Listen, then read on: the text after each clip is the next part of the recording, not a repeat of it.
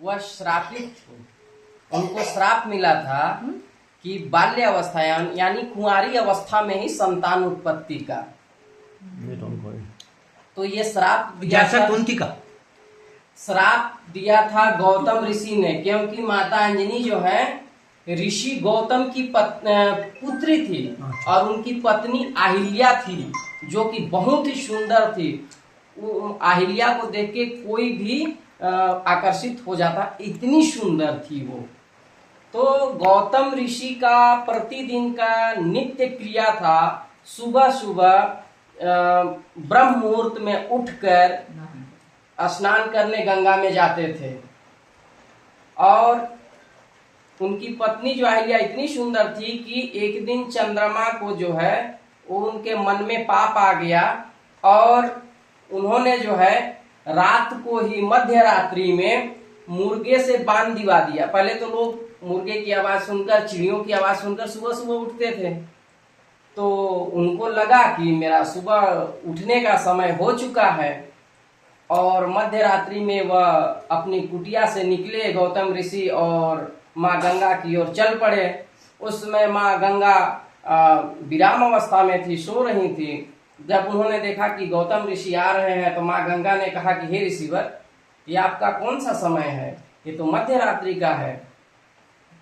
तो गौतम ऋषि को अजीब लगा, वह पुनः वापस अपनी कुटिया की ओर आए तो देखे कि कुटिया से चंद्रमा जो है निकल रहे हैं। तो वह गुस्से में आकर अपनी पत्नी अहिल्या को श्राप दे देते हैं कि तुम पत्थर बन जाओ, जो कि रामचंद्र अपने पैर से उनका उद्धार किए थे। रामायण में आपने देखा होगा, सुना होगा, पढ़ा होगा। और अपनी पुत्री अंजनी को श्राप दे देते हैं कि जाओ तुम बिन ब्याहे कुंवारी अवस्था में ही संतान उत्पत्ति हो जाएगी। तो अहिल्या तो पत्थर बन गई। और उसी समय गौतम ऋषि जो हैं मृगछाला पहनते थे, तो मृगछाला से चंद्रमा को मारे थे। और जो छाला गिरा था उसका एक प्रमाण आपको इस पहाड़ी पे मिलता है। ऊपर में जाएंगे 4 किलोमीटर, तो वहां पे चांद आकार की छोटी सी एक गुफा है, जिसे यहाँ पे लोग चांद गुफा भी कहते हैं। आने वाले 2-4 साल में वहां भी जाने का रास्ता बन जाएगा। ऊपर में भी एक और हनुमान जी की 108 फीट की प्रतिमा भी लगनी है, तो वहां पे लगेगा। तो और वो तो पत्थर बन गए उनकी पत्नी। अब बेटी सोची अंजनी की, अब मैं ऐसा करती हूँ कि मैं किसी अनजान जगह चली जाती हूँ, जहां मैं किसी पुरुष से संपर्क में नहीं आऊंगी तो नहीं होगा, कैसे बिन ब्याह बच्चा हो जाएगा। तब वो जो है अनजान पर्वत में आ जाती है, जहां कोई न जाने। यही अंजन पर्वत जी। तो आंजन पर्वत पे इसीलिए इसका नाम है आंजन धाम, अनजान जगह पे रहना। तो सुनसान, अंजन जगह मतलब सुनसान।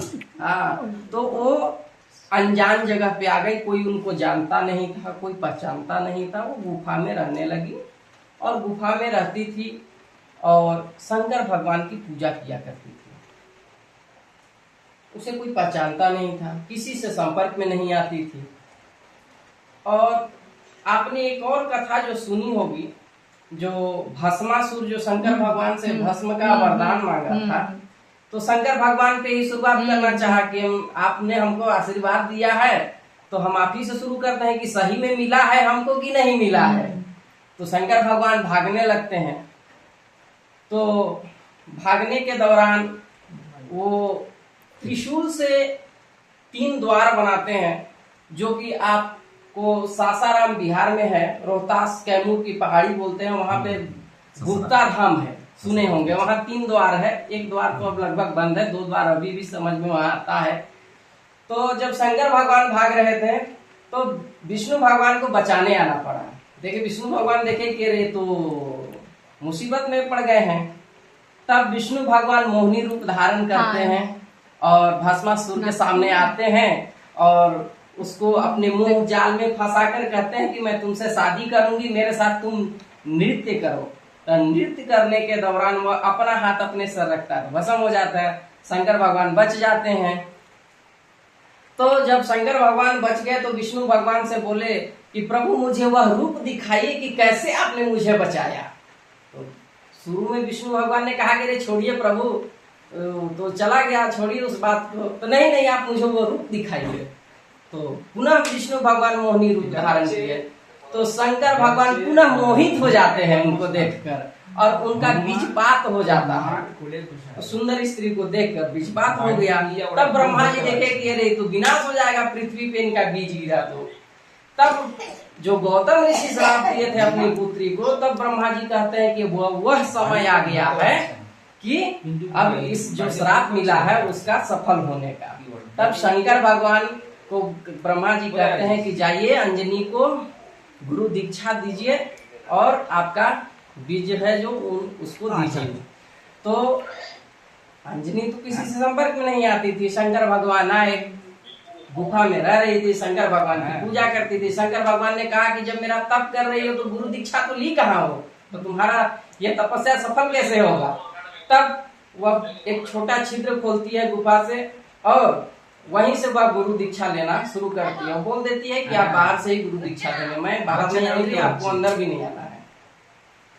तो उस छिद्र से गुरु दीक्षा दे रहे थे शंकर भगवान। उसी दौरान शंकर भगवान का जो बीज गिरा था, उस बीज को फूंक कर माता अंजनी के कान में प्रवेश कराकर गर्भ में चला जाता है। तो जो फूंकने से बीज गया, तो फूंकने से वायु का प्रयोग हुआ, तो पवन सुत कहलाए, पवन का भी प्रयोग आ गया, पवन देवता भी शामिल हो गए, तो इसलिए पवन पुत्र कहलाते हैं। और इनका लालन पालन भी पवन देवता किए थे, तो इसलिए पवन पुत्र हैं। तो बीज जब गया, गर्भ में हुआ, तब इनको समझ में आ गया कि जो श्राप था वो सफल हो गया। तब शंकर भगवान 11वें रुद्र अवतार में जन्म लेते हैं माता अंजनी के गर्भ से।